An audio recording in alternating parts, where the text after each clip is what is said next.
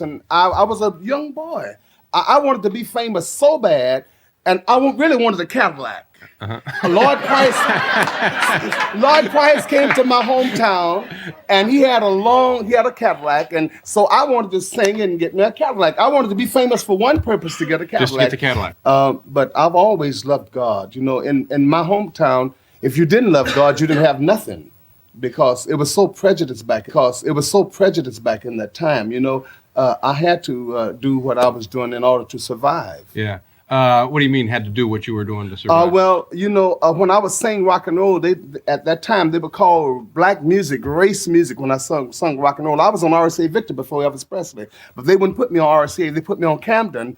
So when I would wear makeup, they would let me sing for the white girls. When I put on eyelashes and all that, they would let me sing. But when I went as a just straight dude, they wouldn't let me sing. Now why is that? Well, they thought I wanted the girls. So if I came out a straight guy, they wouldn't let me sing. But when I came out with all the makeup on and all the eyelashes and all the hair, they said, Richard is a good boy. I never was a good man, but I was a good boy. Now, who is they that you're talking about here? Some of the whites in Macon, where I'm from. I came from a little town. You know, it was real prejudice back in that time. Now, this is, as I recall, my memory of you is you were a peculiar appearing performer. You were not the guy running the 7-Eleven. Well, maybe you were, but you looked strange, you know? Well, it was strange because didn't nobody else have nerve enough to wear what I was wearing. Yeah. I believe a lot of people wanted to look like I looked, but they didn't know how to put it on. Yeah. I think that during that period that there was a lot of people that would love to have been flamboyant, you know, just like Kiss and Jimi Hendrix, which was my guitar player. He started out with me. Billy Preston. James Brown was my vocalist. Otis Redding. All the Beatles came with me. They started with me. Mick Jagger. All these people started with me. So you, I mean, now taking another turn here, you really did have a dramatic impact and a great deal of influence on what would later become the mainstays of rock and roll music. I was the architect. Yeah. And it's not just comedians. It's athletes too. Look at this dude right here. Don't he look like he ain't for no shit? Don't he look like he'll put you on your neck for disrespecting you? So why they got this man in the dress right here? Why the white man? Why Coach Dictor? I think that's his name, Mike Dictor. Why this white man right here ain't wearing the dress? Why he gotta wear the dress? Dudes have the sole decision to do this. These dudes are willing to bow down to the agenda just because they want to move on to the next level. So we have to hold these guys accountable as well.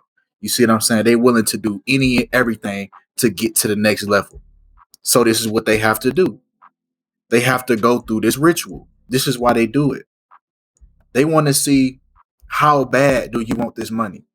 Are you willing to sell out your people? Are you willing to push this certain agenda? They're like, why all these brothers got weird dress? This happened to me. I mean, I'm a conspiracy theorist to a degree. Like when I connect dots that maybe shouldn't be connected, I don't know. But certain dots, like when I see that they put every black man in the movies in a dress at some point in their career, I'll be connecting them down like, why all these brothers got weird dress? This happened to me. I'm doing a movie with Martin. Yeah. The movie's going good. So I walk in a trailer. I'm like, man, this must be the wrong trailer because there's a dress in here. They come in.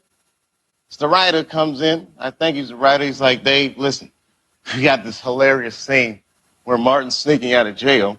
So he disguises you as a prostitute.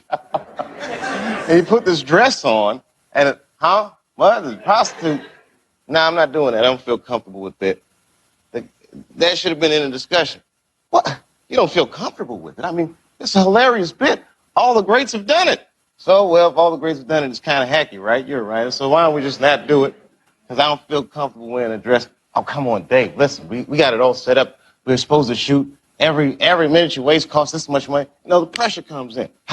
He said, I'm not wearing no dress, man. I'm funnier than a dress. Just give me something funny to say. I don't need to wear no dress to be funny. What am I, Milton Berle?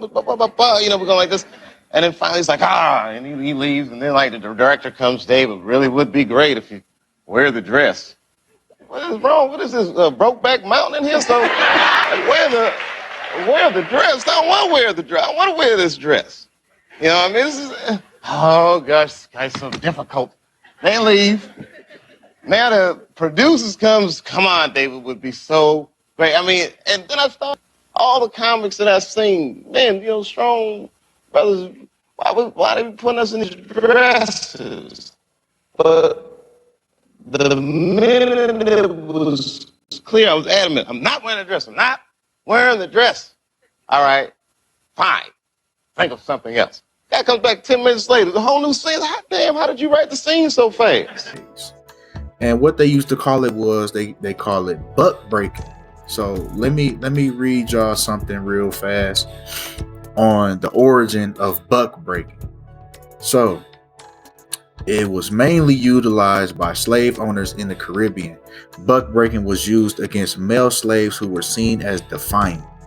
Now, the process involved the slave owner forcing the enslaved man to lower his pants and bend over a tree stump to ensure that his buttocks was propped up into the air. Now, the enslaved man would then be flogged severely. This would weaken him so that he would not be able to resist the rape that followed. The white slave owner would then proceed to rape the slave several times. Now, they did this in front of their wife. You can see down here in the last paragraph. It was often too difficult for them to integrate back into a society that had watched them being emasculated in front of their wife, children, and friends. Right. So that's the origin of buck breaking. They were doing these things right in front of their people, just like they're doing now. They're doing this with these black men in front of their fans, their family, everyone. So this happens in the subconscious mind.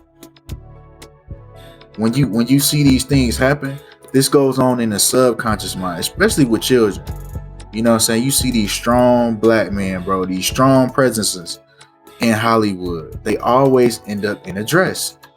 It's kind of funny as well. It's funny, but it's not. I'm online about Kevin Hart wearing a dress in an SNL skit. And as a comedian, black actors are always, being asked to wear dresses. Have you ran into that? And what do you think about that whole Illuminati theory that people put out there about that? Well, thanks for that softball question. It's two answers. First of all, let's be very, very clear. It is possible that there isn't anything funnier than a guy in a dress. And if that's the case, then it might also be said that there's nothing funnier than a black guy in a dress. I watched all of my friends throughout my entire life be able to dunk a basketball, but not me. So everybody can't do everything. So, some of us make choices. I think it's not a biggest choice for others. I'm saying at the end of the day, Kevin doesn't have to worry about what people are going to say about him wearing a dress because of the long line of dress wearing people before him. So now we have Big Mama's house 1, 2, and 3. Yeah. I've never seen Medea in a pantsuit. I think she wears dresses. So now I'm saying, why are we picking on poor little Kevin Hart? Because it was his turn next.